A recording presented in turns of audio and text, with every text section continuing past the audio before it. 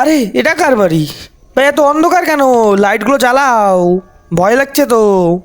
আরে ভাই লোকজন নেই কেন এখানে? এ ভাই এটা কে? পালাও! ওরে বাড়া গাড় মেরেছে।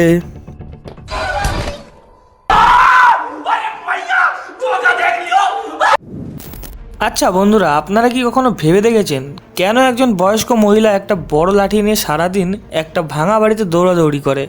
আর কারোর কোনো কাজ থাকুক আর না থাকুক, ওনার মেন কাজটাই হলো আপনার মাথায় বাড়ি মারা। আজকের এই ভিডিওতে এই গ্রানি গেমের আমরা পোস্টমর্টম করব।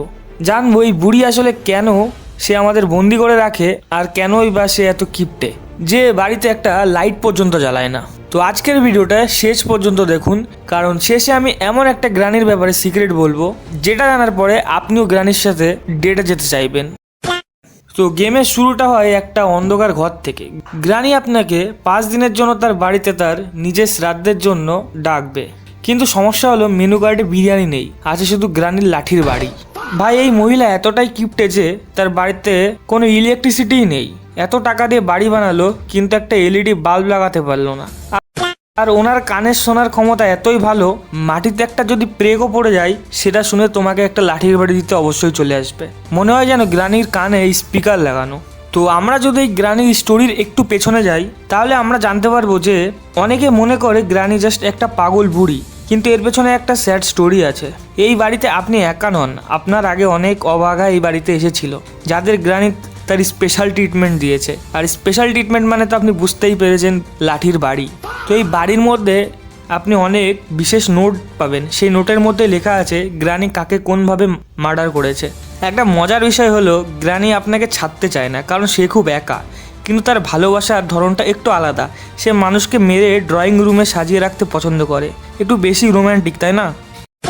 এবার যদি আমরা গেমের কথা বলি, গেমের মধ্যে এমন কিছু অদ্ভুত জিনিস আছে যেটা আপনাকে খুঁজতে হবে। যেমন কি মাস্টার কি, যেটা দিয়ে মেন গেট খোলা হয়। কাটিং পিলার্স মানে হচ্ছে কারেন্টটা কাটার জন্য, যদিও বাড়িতে কোনো ফ্যান বা লাইট কিছুই নেই। তারপরে কক হুইলস, যেটা খুঁজতে আপনার গাড় ফেটে যাবে। আর হ্যাঁ ভাই, গ্রানির একটা পোষা মাকড়সাও আছে। হ্যাঁ ভাই, মানছি মানুষেরা কুকুর বা বিড়াল পুষতে পছন্দ করে, কিন্তু গ্রানির শখ দেখুন, সে মাকড়সা পুষতে পছন্দ করে। আসলে যেমন মালিক তেমনই তার পোষা প্রাণী, দুজনেই সমান লেভেলের খিটখিটে। বাই ইন্টারেস্টিং ফ্যাক্ট হলো গ্রানির একটা নাতনিও আছে যার নাম স্লেন্ড্রিনা।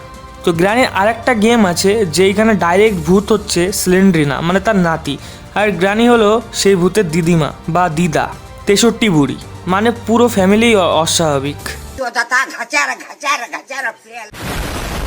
তো আপনি যদি গেমের সিক্রেট রুমগুলো খুঁজে পান তবে দেখবেন গ্রানি সেইখানে কিছু অদ্ভুত পুতুল আর ছবি লুকিয়ে রেখেছে। এগুলোই প্রমাণ করে যে গ্রানি শুধু একজন খুনি নয়, সে একটা অভিশপ্ত মানুষ। তো বন্ধুরা, গ্রানি গেমের মেন সারমর্ম হলো বড়দের কথা শুনুন, নাহলে গ্রানির মতো কেউ এসে মাথায় বাড়ি দিয়ে চলে যাবে।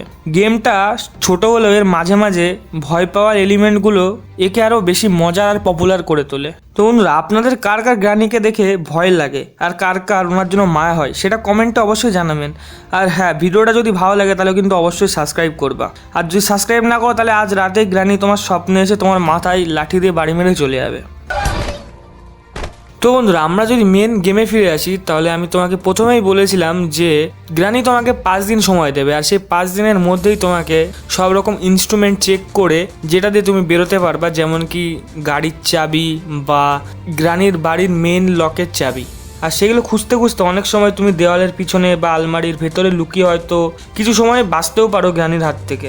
আবার অনেক সময় গ্রানির মেঝেতে বিয়ার ট্র্যাপও পেতে রাখে।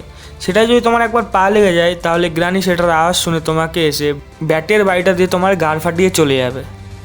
আর একদম শেষে যদি তুমি সব বাধা পেরিয়ে মেন দরজার লক খুলতে পারো তবেই বাইরের আলো তুমি দেখতে পারবে।